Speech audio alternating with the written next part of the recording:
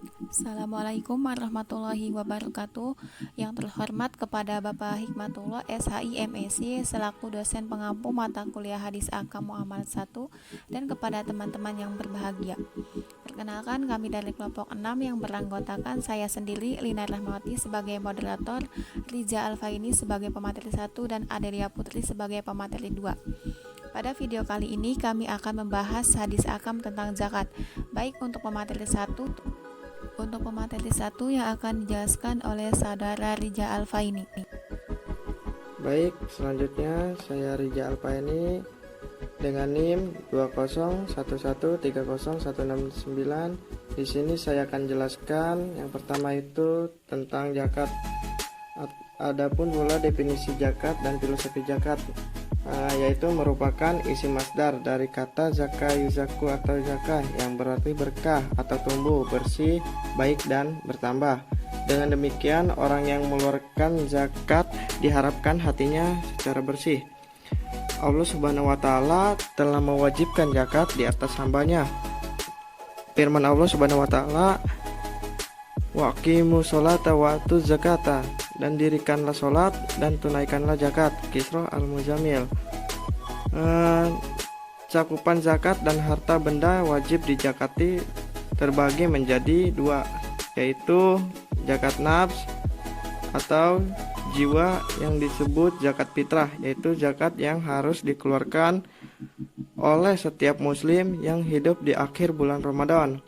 Adapun pula zakat mal atau harta menurut Undang-Undang Republik Indonesia Nomor 38 Tahun 1999 tentang pengolahan zakat. Pada penjelasan pasal 11 ayat 1 dijelaskan bahwa zakat mal adalah bagian harta yang disisipkan oleh orang muslim atau badan yang dimiliki oleh orang muslim sesuai dengan ketentuan agama untuk diberikan kepada yang berhak menerimanya. Dan selanjutnya adalah mustahik zakat. Adapun orang-orang yang berhak menerima zakat atau disebut mustahik adalah mereka yang telah ditetapkan Allah Subhanahu wa taala dalam Al-Qur'an. Mereka adalah 8 golongan seperti tercantum dalam surat-surat At-Taubah.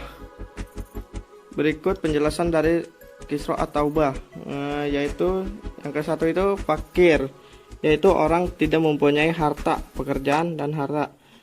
Yang kedua itu miskin, yaitu orang yang mempunyai harta namun usaha dan pekerjaannya hasilnya masih belum mencukupi untuk kebutuhan sehari-hari. Adapun pula yang ketiga amilin, yaitu orang-orang yang bertugas untuk mengumpulkan zakat dari orang-orang yang berzakat. Dan yang keempat mu'alaf, yaitu orang-orang yang dibujuk hatinya karena imannya masih lemah. Dan yang kelima itu fil al-rikab, yaitu hamba cahayanya yang dijanjikan merdeka. Yang keenam gahrimin, yaitu orang-orang yang berhutang karena kegiatan dalam urusan kepentingan umum. Ketujuh fisabilillah, yaitu orang-orang yang berjuang di jalan Allah. Adapun yang terakhir yang kedelapan ibnu sabil, yaitu orang-orang yang atau akan melakukan perjalanan seperti musafir. Untuk pembagian zakat dan nisabnya, yang pertama itu zakat mata uang atau emas dan perak, dan yang kedua itu zakat perniagaan, dan yang ketiga zakat tanaman dan buah-buahan, dan yang keempat zakat binatang atau ternak, dan yang kelima itu zakat rikaz dan barang-barang tambang. Adapun pula zakat fitrah atau disebut dengan sedekah al-fitrah adalah salah satu bentuk zakat yang diwajibkan Allah Subhanahu wa taala buat laki-laki atau wanita, anak-anak maupun dewasa dari umat ini terdapat dalam HR Ibnu Umar. Adapun nisab zakat atau zakat emas dan perak. Nisab emas adalah 20 dinar per 20 mistakal 85 gram emas murni dan mencapai 1 tahun. Ketika emas sudah memenuhi syarat maka wajib dikeluarkan zakatnya sebanyak 1/40, yaitu setengah dinar. Zakat perniagaan terdapat syarat dan kewajiban zakat atas barang-barang dagang atau harta itu dimiliki dengan usaha seperti jual, beli, pemberian, wasiat, penyewaan, dan lain-lain. Harta tersebut dimiliki dengan niat perniagaan, nilainya mencapai nisab emas dan perak. Kepemilikannya mencapai 1 tahun. Apabila sudah mencapai syarat tersebut, wajib mengeluarkan zakat 2,5% per 1/40 dari dagangannya atau barang harta perniagaan wajib dikeluarkan zakatnya, mengingat firman Allah dalam Surah Al-Baqarah ayat 2. Zakat tanaman. Adapun zakat tanaman dan buah-buahan hasil bumi, nisabnya zakat tanaman dan buah-buahan adalah mencapai kadar 5 wasak atau 1 wasak itu sama dengan 60 syaha atau jamhur.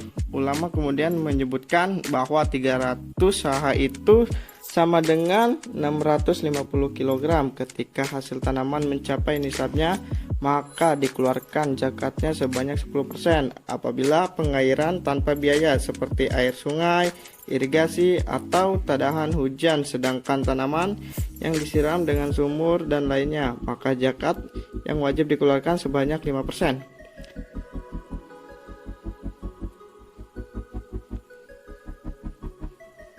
Adapun zakat ternak, nisab dan zakat unta. Orang-orang yang memiliki unta 5 ekor ke atas wajib dikeluarkan zakatnya. Tentang pengeluaran zakat diatur sebagai berikut. 5 ekor unta zakatnya 1 ekor kambing. 10 ekor unta zakatnya 2 ekor kambing. 15 ekor unta zakatnya 3 ekor kambing.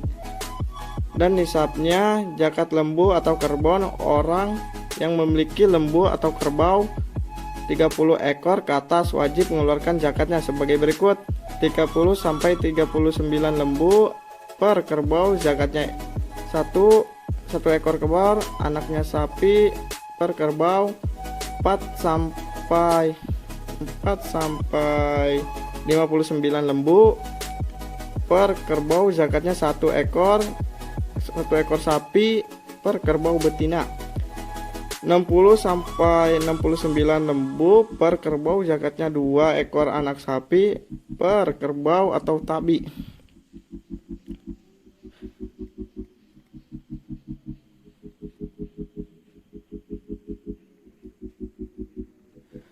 Nisab dan zakat kambing.